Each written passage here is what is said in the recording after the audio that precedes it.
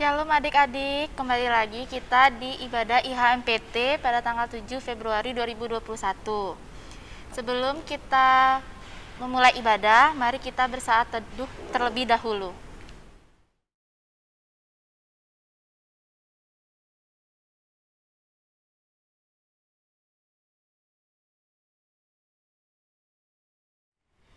Adik-adik, mari kita berdiri untuk memuji nama Tuhan dari Gita Bakti 1, bait 1.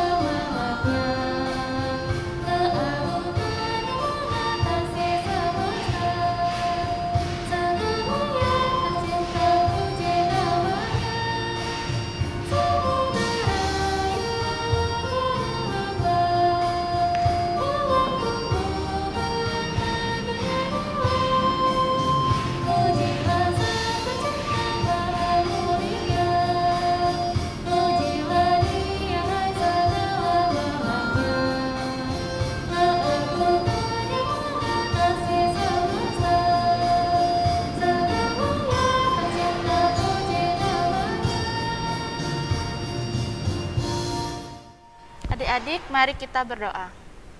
Tuhan Allah Bapa kami dalam surga, terima kasih Tuhan Engkau telah mengumpulkan kami tempat ini untuk beribadah IHMPT ya Tuhan.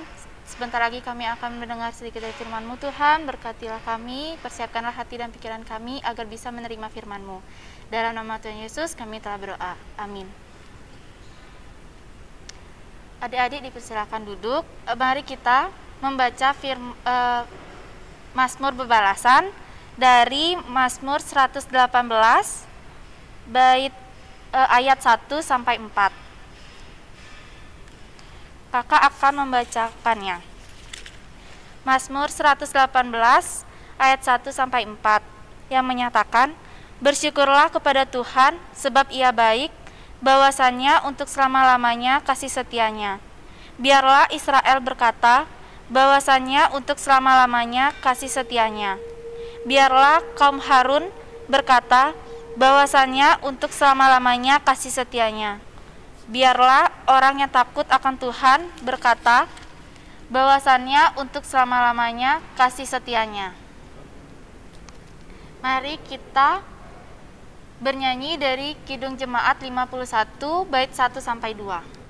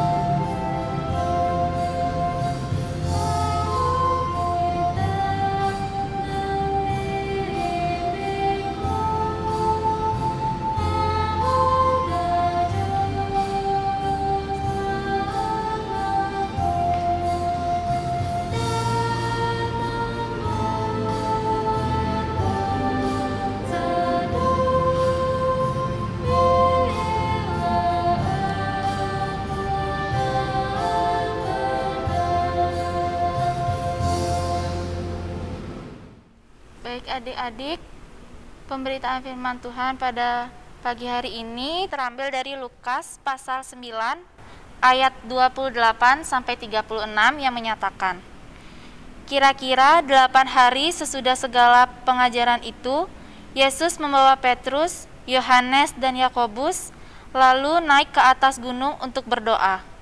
Ketika ia sedang berdoa, rupa wajahnya berubah dan pakaiannya menjadi putih berkilau-kilauan. Dan tampaklah dua orang berbicara dengan dia, yaitu Musa dan Elia. Keduanya menampakkan diri dalam kemuliaan dan berbicara tentang tujuan kepergiannya yang akan digenapinya di Yerusalem. Sementara itu, Petrus dan teman-temannya telah tertidur, dan ketika mereka terbangun, mereka melihat Yesus dalam kemuliaannya. Dan kedua orang yang berdiri di dekatnya itu, dan ketika kedua orang itu hendak meninggalkan Yesus, Petrus berkata kepadanya, "Guru, betapa bahagianya kami berada di tempat ini. Baiklah, kami dirikan sekarang 3 kemah, satu untuk engkau, satu untuk Musa, dan satu untuk Elia." Tetapi Petrus tidak tahu apa yang dikatakannya itu. Sementara ia berkata demikian, datanglah awan menaungi mereka, dan ketika mereka masuk ke dalam awan itu, takutlah mereka. Maka terdengarlah suara dari dalam awan itu yang berkata, "Inilah anakku yang kupilih, dengarkanlah dia." Ketika suara itu terdengar, nampaklah Yesus tinggal seorang diri, dan murid-murid itu merahasiakannya, dan pada masa itu mereka tidak menceritakan kepada siapapun apa yang telah mereka lihat itu. Demikian pembacaan Alkitab. Kita akan pisah kelas adik-adik. Kelas Eka akan dipimpin oleh Kak Olin, dan kelas Dwi dipimpin oleh Kak Yosi.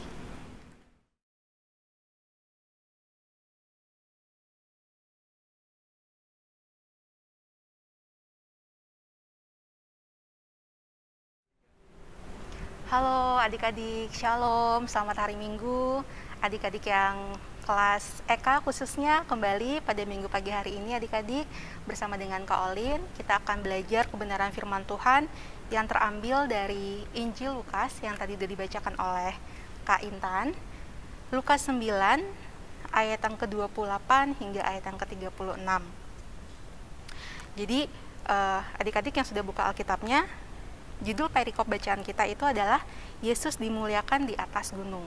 Dan di bawahnya itu ada dalam kurung tulisannya Matius 17 ayat 1 hingga ayat ke-8 dan Markus 9 ayat 2 hingga ayat ke-8. Itu artinya bacaan kita ini juga terdapat dalam kitab tersebut, kitab Matius dan kitab Markus. Adik-adik bisa cek ya di situ, kisahnya menceritakan hal yang sama.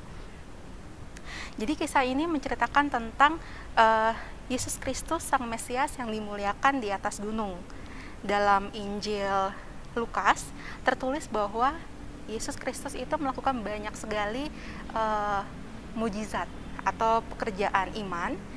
Adik-adik bisa cek di pasal-pasal sebelumnya, itu Yesus mengusir roh jahat, kemudian Yesus juga menyembuhkan orang sakit, dan melakukan pengajaran kepada umat dan juga kepada murid-muridnya. Semua hal yang Yesus lakukan itu membuat Yesus terkenal atau disebut sebagai, ada yang menyebutnya nabi, atau ada yang menyebutnya juga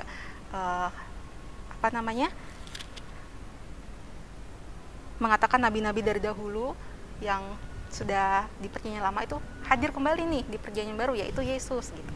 Tetapi ada yang menarik adik-adik, dalam Lukas 9 juga, tetapi di ayat yang sebelumnya, di ayat yang ke-20, Yesus bertanya kepada murid-muridnya. Kalian akan bacakan. Pada suatu ketika, Yesus berdoa seorang diri. Datanglah murid-murid kepadanya, lalu ia bertanya kepada mereka. Kata orang banyak, "Siapakah aku ini?" Jawab mereka, "Yohanes Pembaptis." Ada juga yang mengatakan Elia. Dan ada pula yang mengatakan bahwa seorang dari nabi-nabi dahulu telah bangkit. Kemudian Yesus bertanya kepada mereka, "Menurutmu siapakah aku ini?" Dan yang menarik adalah jawaban Petrus. Petrus menjawab, "Mesias dari Allah." Nah, Petrus sudah menjawab itu, kemudian lalu Yesus melarang mereka dengan keras supaya mereka jangan beritakan hal ini kepada siapapun. Kemudian dilanjutkan kisahnya ke ayat berikutnya. Yesus menjelaskan bahwa ia itu adalah seorang Mesias yang hadir di dunia ini, tapi juga dengan penderitaan dan segala tugas-tugas yang harus ia lakukan. Adik-adik bisa baca itu dalam Lukas 9 ayat ke-22 hingga ayat yang ke-27. Tetapi yang kita mau bahas sekarang adalah ayat setelah itu, ayat 28 hingga ayat yang ke-36. Kita mulai dari ayat 38 ya adik-adik. Dilihat Alkitabnya ayat ke-28. Kira-kira 8 hari sesudah segala pengajaran itu, Yesus membawa Petrus, Yohanes, dan Yakobus lalu naik ke atas gunung untuk berdoa. Nah, murid Tuhan Yesus ada berapa adik-adik? 12 ya. Tapi kenapa cuma 3 orang nih yang diajak oleh Tuhan Yesus untuk naik ke gunung untuk berdoa? Itu ada kisahnya. Jadi adik-adik bisa cek juga bacaan sebelumnya dari Markus 5 ayat 21 hingga ayat yang ke-43 itu menceritakan kisah tentang Yesus menyembuhkan orang sakit. Nah, ketika Yesus menyembuhkan orang sakit itu, murid-muridnya semua ada, tetapi Yesus menyuruh murid-muridnya keluar dan hanya 3 orang saja yang diperbolehkan untuk diam di situ.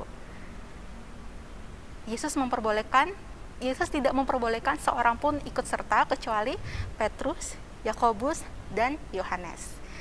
Jadi memang Yesus mempunyai keterikatan yang lebih dekat secara emosional kepada 3 murid itu. Itulah alasan kenapa 3 murid itulah yang diajak untuk berdoa ke gunung. Kita lanjutkan di ayat yang ke-29.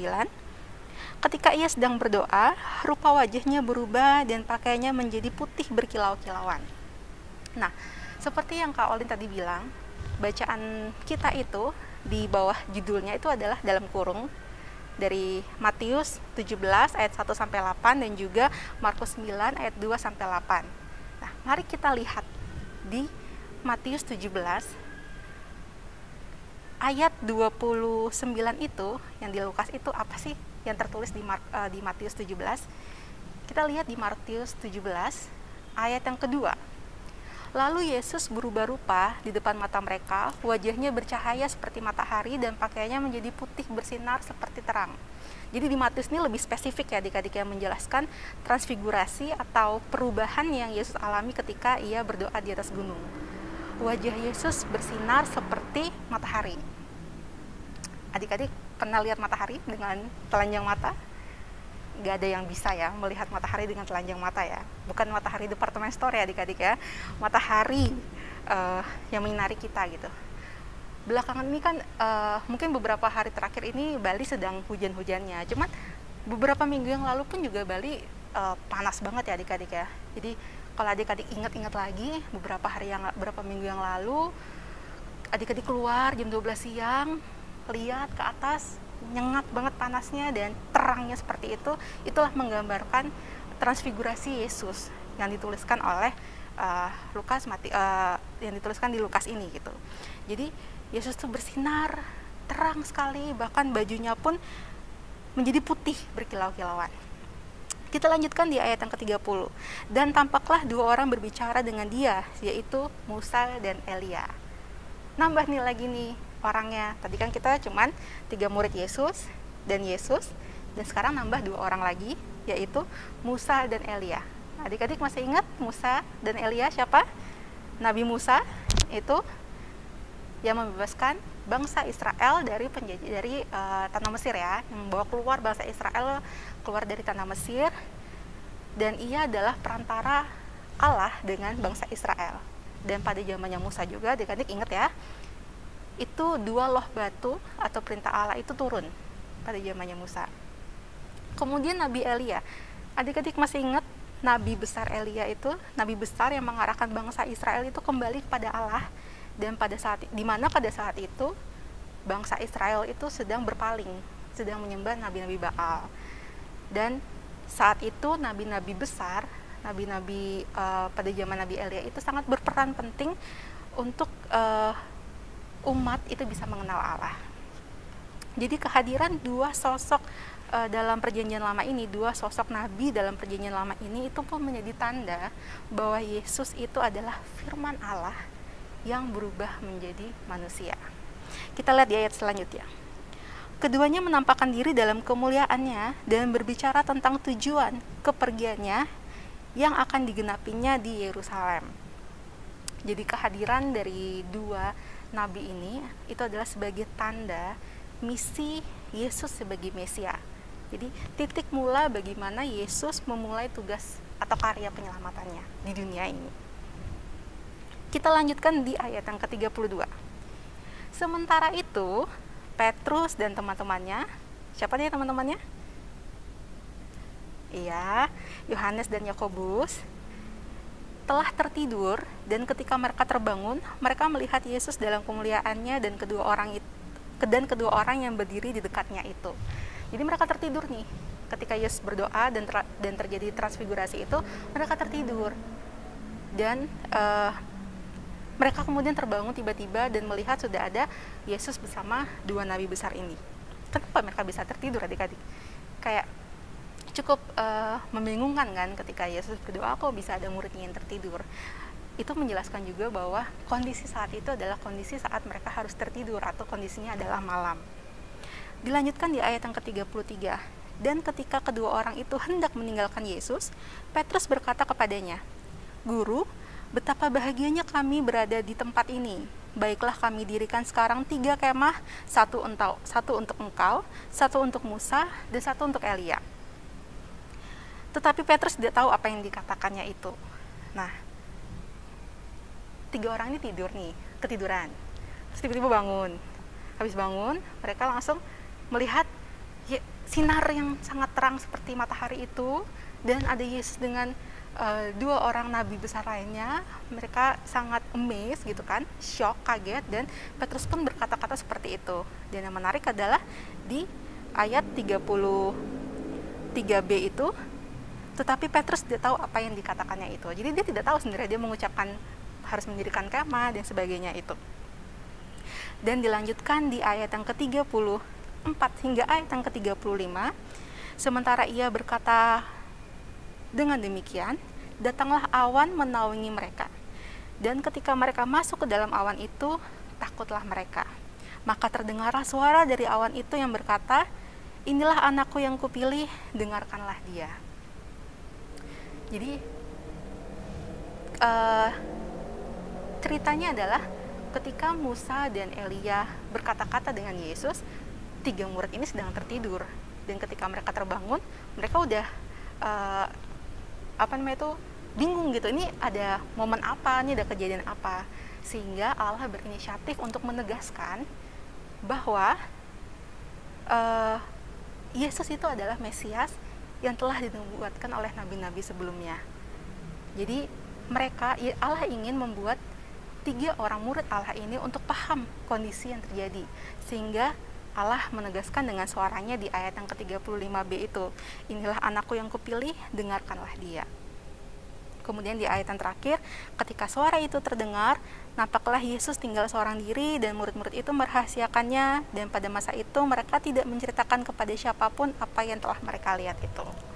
Nah, adik-adik, peristiwa ini adalah peristiwa kemuliaan Allah yang sangat luar biasa ya adik-adik ya, dimana manusia yaitu Petrus, Yohanes, dan Yakobus ini menyaksikan Allah memuliakan Yesus di atas gunung, dimana ada sosok dari perjanjian lama nabi besar yang hadir tengah-tengah itu untuk menegaskan bahwa ya, Yesus adalah Mesias yang telah diurapi, yang telah dipilih Allah untuk menjadi juru selamat manusia.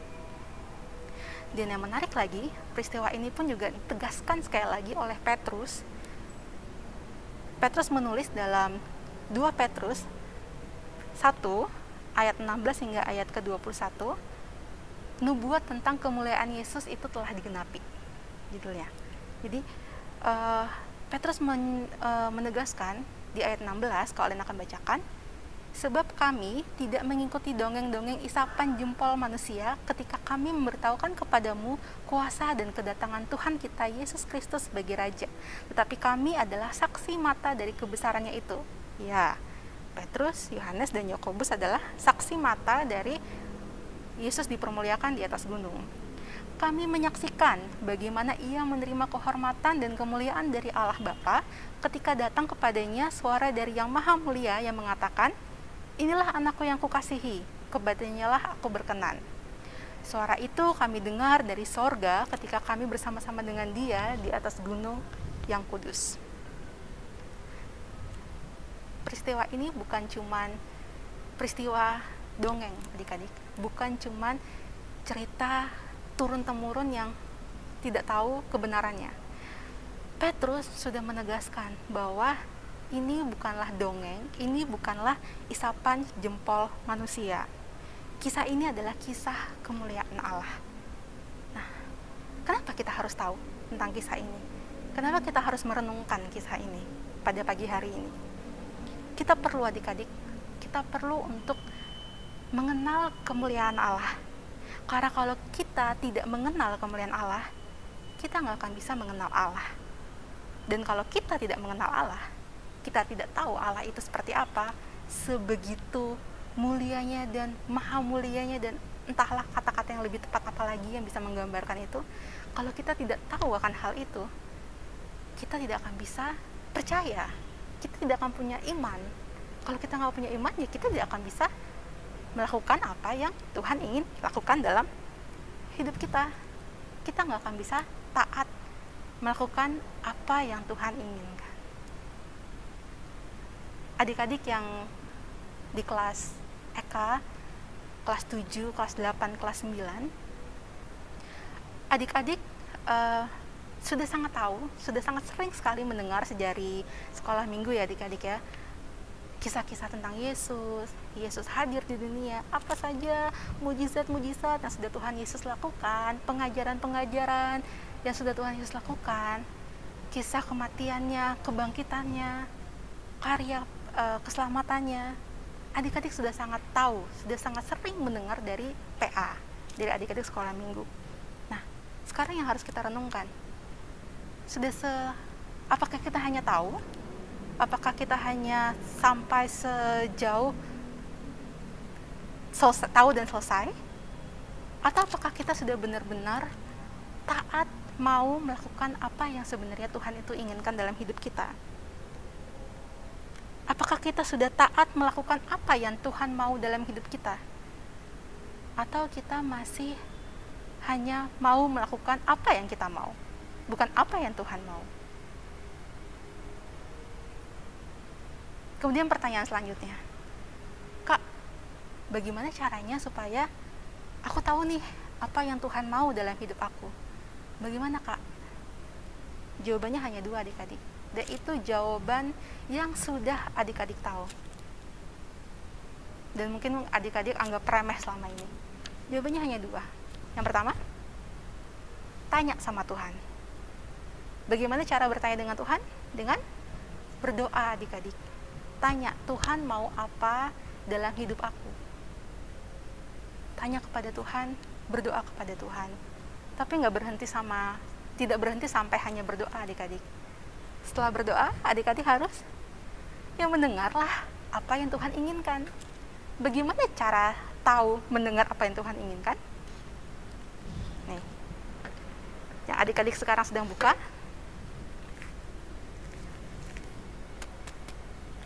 Alkitab. Alkitab yang sudah sangat mudah untuk kita akses. Adik-adik mau membacanya secara buku, adik-adik mau membacanya secara digital, ada apps-nya dan sebagainya. Itu semua adalah firman Allah. Itu semua terisi hal-hal yang Tuhan inginkan dalam hidup kita, adik-adik. Semua yang Tuhan inginkan dalam hidup kita tertulis dalam Alkitab. Nah, sekarang pertanyaannya, untuk kembali ke diri kita masing-masing, apakah kita sudah mau untuk melakukan dua hal itu? Kalau kita mau taat, tapi kita tidak berusaha untuk mencari tahu apa yang Tuhan mau dalam hidup kita, kita nggak akan sampai sana adik-adik. Kita hanya akan capek setiap hari berlomba-lomba menjadi yang terbaik versinya dunia, menjadi yang terbaik versi sekolah, menjadi yang terbaik versi teman-teman. Kita mau mengalahkan teman yang lebih pintar, kita mau jadi lebih bagus, lebih ini, lebih itu. Hidup kita tidak sedangkal itu adik-adik. Kita adalah anak-anak Allah, anak-anak Tuhan, teruna-teruni yang sudah tahu akan kebenaran. Kita tidak perlu berlomba dengan teman-teman seperti itu. Tapi kita berlomba dengan kedagingan kita sendiri. Yang harus kita kalahkan adalah diri kita sendiri, keegoisan kita, kita sudah diberikan banyak sekali talenta, karunia, berkat, keluarga yang bahagia, mama papa yang sehat, kita masih bisa sekolah, kita masih bisa menikmati aktivitas-aktivitas yang kita sukai. Itu adalah berkat semua adik-adik. Itu adalah semua berkat yang Tuhan sudah berikan kepada kita. Dan mari kita bisa mempertanggungjawabkan dan merespon berkat dengan baik. Mari kita belajar tentang hidup Kristus, hidup Tuhan Yesus selama ini di dunia ini. Tuhan Yesus adalah manusia, 100% manusia. Tuhan Yesus pun juga merasakan capek yang kita rasakan, sedih yang kita rasakan. Tapi apa yang Tuhan Yesus lakukan? Tuhan Yesus taat.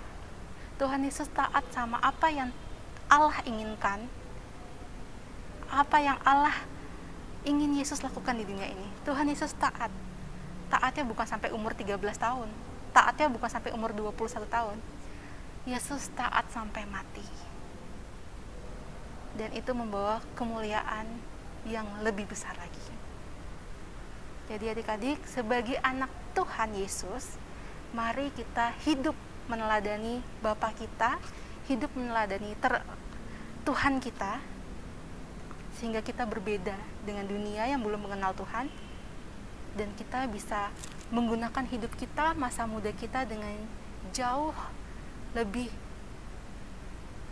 baik lagi. Kita menggunakan masa muda kita jauh lebih berharga lagi dengan melakukan apa yang Tuhan inginkan dalam hidup kita. Mari kita setiap harinya bertumbuh. Mari setiap harinya kita harus lebih baik dari kita yang kemarin. Dan mari kita serahkan hidup kita, kekhawatiran kita, semua hanya ke dalam tangan Tuhan. Dan percayalah, Tuhan itu maha semuanya adik-adik. Jangan pernah takut, jangan pernah khawatir. Bersama Tuhan, kita bisa menjalani hari-hari kita dengan sebaik-baiknya. Demikianlah firman Tuhan ini. Semoga apa yang sudah kita renungkan bersama-sama bisa terus menguatkan iman percaya kita, dan terlebih lagi kita bisa take action dan bisa melakukannya dalam kehidupan kita hari lepas hari. Terpujilah Tuhan. Amin. Adik-adik, mari kita merespon firman Tuhan dari Kidung Jemaat 281 bait 1.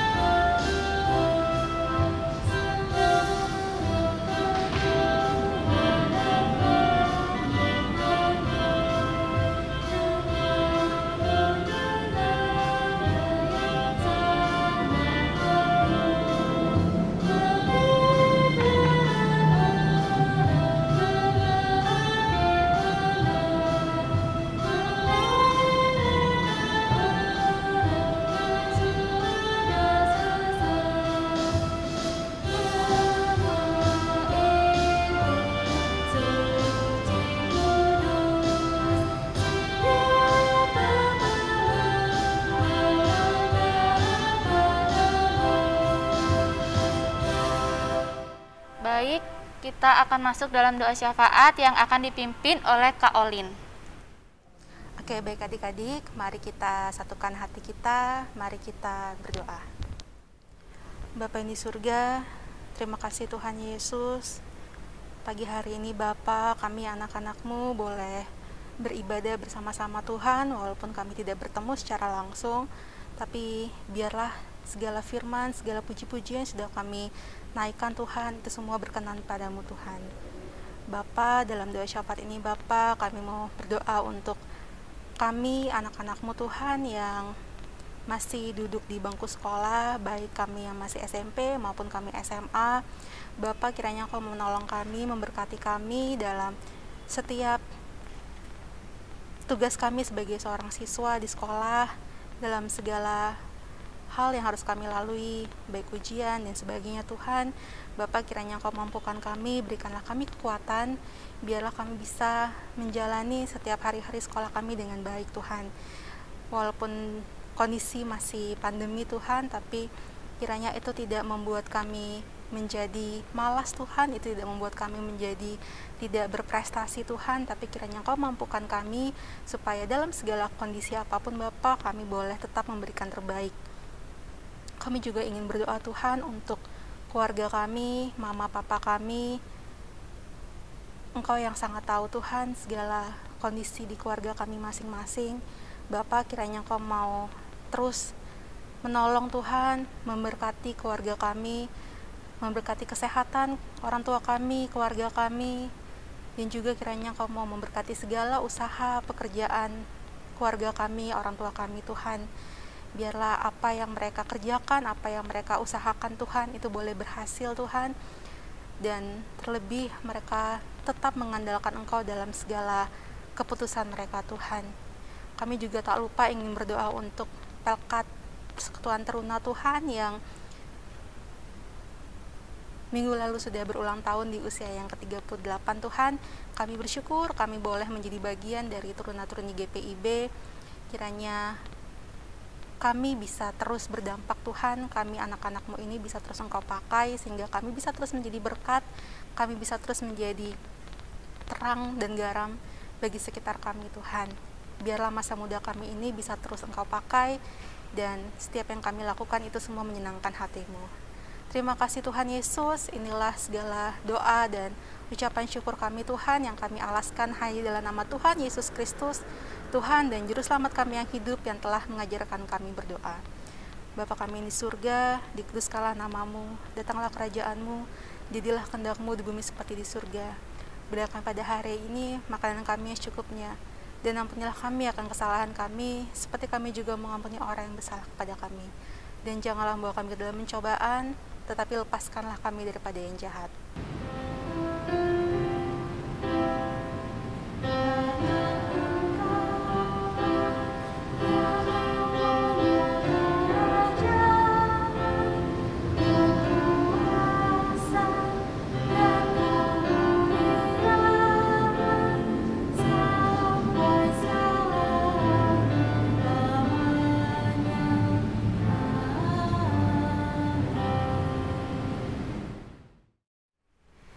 Adik-adik, mari kita memberikan persembahan.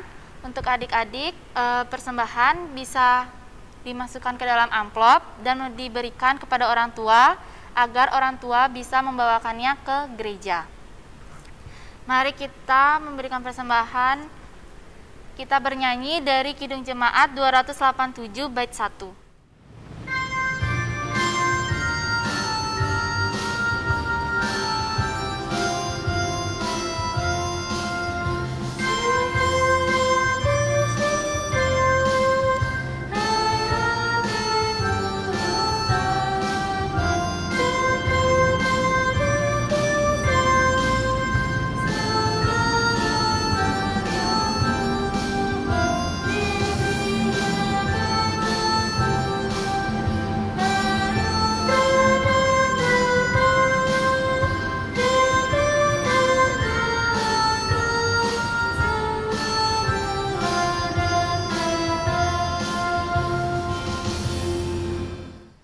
Adik-adik, mari kita berdoa. Adik-adik dipersilakan untuk berdiri. Mari kita berdoa. Tuhan Allah Bapa kami dalam surga, kami telah memberikan sedikit berkat yang kami punya Tuhan. Berkatilah persembahan ini agar berguna bagi sesama kami yang membutuhkan dan bagi pelebaran kerajaan-Mu. Dalam nama Tuhan Yesus kami telah berdoa. Amin. Adik-adik, mari kita berdiri. Mari kita bernyanyi dari Kidung Jemaat 388 bait 1.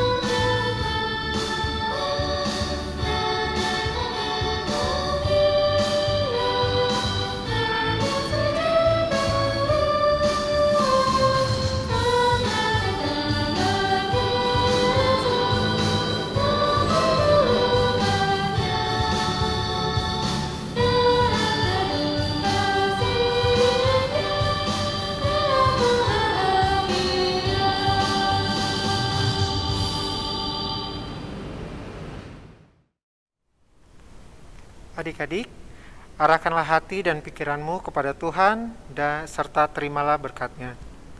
Kasih karunia Tuhan Yesus Kristus dan kasih Allah Bapa dan persekutuan Roh Kudus menyertai kamu sekalian mulai dari saat ini sampai selama-lamanya. Amin. Baik adik-adik, ibadah IHMPT pada hari ini telah selesai. Kakak ingin memberitahu bahwa ibadah minggu IHMPT minggu depan akan berlangsung dengan via Zoom pada pukul 4 WITA. Link akan di-share di WA grup ranting masing-masing. Tuhan Yesus memberkati. Dadah.